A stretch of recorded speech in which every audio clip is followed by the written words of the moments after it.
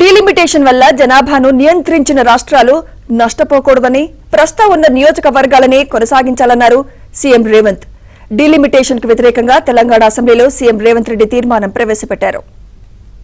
రాష్ట్రాల యొక్క సరిహద్దును 2006 తర్వాత జరిగిన నియోజకవర్గాల పునర్విభజనలో ఆనాడు ఉమ్మడి రాష్ట్రంగా మనకు 42 పార్లమెంటు నియోజకవర్గాలను ఈ ఉమ్మడి రాష్ట్రంలోనే 42 నియోజకవర్గాల సంఖ్యను కొనసాగిస్తూ ఇందులోనే జనాభా దామాషా ప్రకారము అదేవిధంగా ఎస్సీ ఎస్టీ జనాభా ప్రాతిపదికన నియోజకవర్గాల పునర్విభజన చేయడం జరిగింది. కాబట్టి 2009 ఎన్నికల్లో ఈ దేశంలో జరిగిన పార్లమెంట్ ఎన్నికల్లో 543 ప్రకారమే పార్లమెంట్ ఎన్నికల్లో నిర్వహించుకోవడం జరిగింది. ఆ 42 పార్లమెంటు నియోజకవర్గాలలో ఆంధ్రప్రదేశ్ పునర్విభజన చట్టం ప్రకారం కొత్తగా ఏర్పడ్డ తెలంగాణ రాష్ట్రానికి 17 పార్లమెంటు నియోజకవర్గాలు, ఆంధ్రప్రదేశ్ రాష్ట్రానికి 25 పార్లమెంట్ నియోజకవర్గాలను కేటాయించడం జరిగింది. ఇప్పుడు మళ్ళీ నియోజకవర్గాల పునర్విభజన చర్చ జరిగినప్పుడు ఒక రకమైన గంభీరమైన వాతావరణంతో పాటు గందరగోళ పరిస్థితులు నెలకొంటున్నాయి. ఇందిరాగాంధీ గారు చూపించిన బాటలోనే వారు నడిచిండ్రు, కానీ మోడీ గారు వచ్చిన తర్వాత ఆ ఆలోచనలో లేరు. ఈరోజు కేంద్ర మంత్రులు కొంతమంది ఇంతవరకు ప్రభుత్వం చర్చించలేదు, ప్రభుత్వం నిర్ణయం తీసుకోలేదని ఏదైతే వాదిస్తున్నారో ఆ వాదన అర్ధసత్యం అని నేను చెప్పదలుచుకున్నాను అధ్యక్ష. ఈ సందర్భంగా 2-3 అంశాలు. ఆంధ్రప్రదేశ్ పునర్విభజన చట్టం 2014 ప్రకారము తెలంగాణ రాష్ట్రంలో ఉన్న 119 శాసనసభ నియోజకవర్గాలు 153 పెంచాలని, ఆంధ్రప్రదేశ్లో ఉన్న 175 శాసనసభ నియోజకవర్గాలను 225 వరకు పెంచాలని చట్టంలో పొందుపరిచి పార్లమెంటులోని చట్టం చేస్తే 11 సంవత్సరాల చట్టాన్ని కేంద్ర ప్రభుత్వం అమలు చేయలేదు.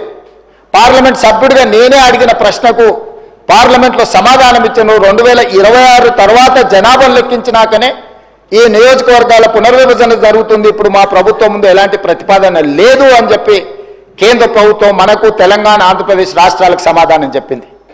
ఈరోజు జనాభా ప్రాతిపదికన ఒకవేళ నియోజకవర్గాల పునర్విభజన జరిగితే ఈరోజు ఉన్న దాంట్లో 543 పార్లమెంటు నియోజకవర్గాలలో దక్షిణాది రాష్ట్రాలకు 130 పార్లమెంటు నియోజకవర్గాల నుంచి ప్రాతినిధ్యం ఉంది. అంటే 100%లో మన ప్రాతినిధ్యం 24%.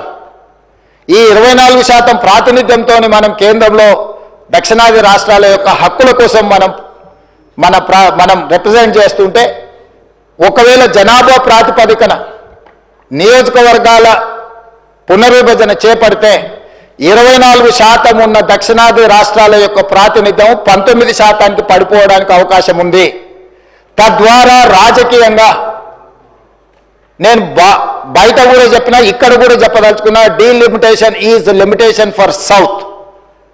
నియోజకవర్గాల పునర్విభజన అనేది రాజకీయంగా దక్షిణాది రాష్ట్రాలను నియంత్రించడానికి కేంద్ర ప్రభుత్వం వినియోగించుకుంటుంది. ఇది ఏమాత్రం మన దక్షిణాది రాష్ట్రాల హక్కులకు, దక్షిణాది రాష్ట్రాలకు మంచిది కాదు, క్షేమం కాదు. మళ్ళీ నియోజకవర్గాల పునర్విభజన చర్చ జరిగినప్పుడు ఒక రకమైన గంభీరమైన వాతావరణంతో పాటు గందరగోళ పరిస్థితులు నెలకొంటున్నాయి.